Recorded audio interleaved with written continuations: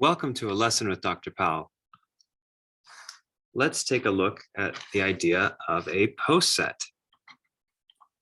A poset is a set with structure, arrow structure. So there's arrows between different elements. For instance, let's look at the factors of 12.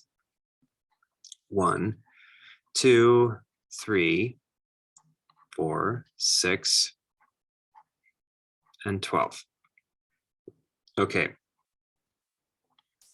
So we're going to use an arrow to represent that something is a factor of something else.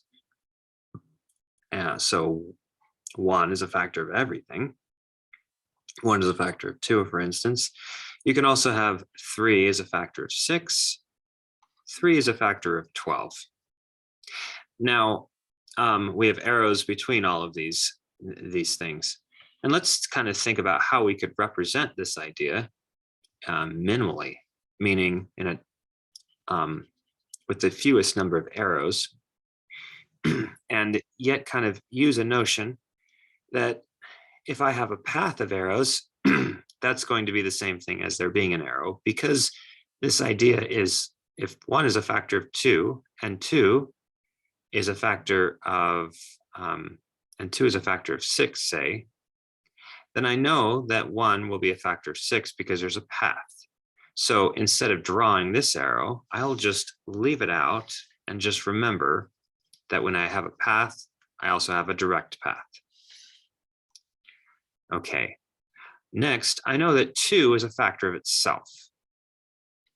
So I should have an arrow like this, but let's just not draw any of these. So we're going to have a minimal picture. This minimal picture of the arrows, taking into account this idea that if there's a path, then there's a direct path. That's called a transitive idea. So we're going to apply a transitive closure to our picture. And also the fact that we're going to assume we have self loops, but we're not going to draw any. So we're going to remember that we're going to require this to be reflexive. Reflexive means that there's self loops.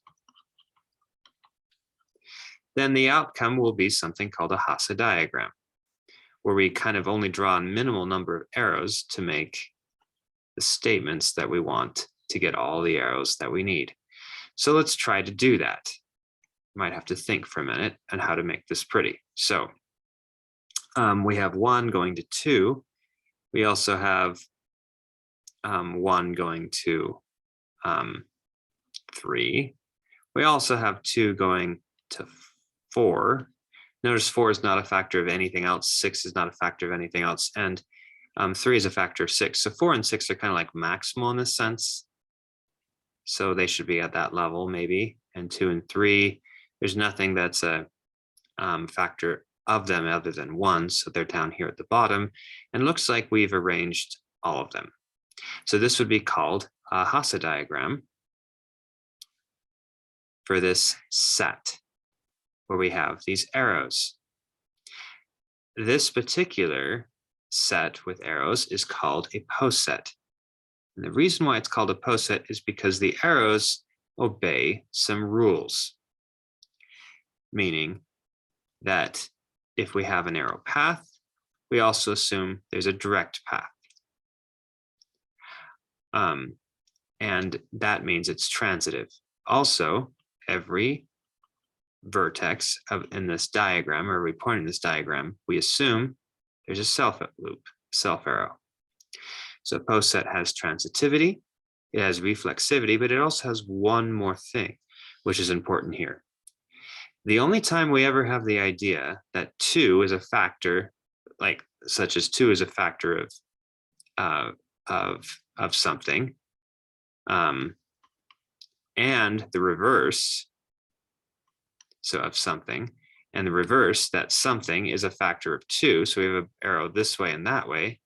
The only time we ever have that is when it's itself.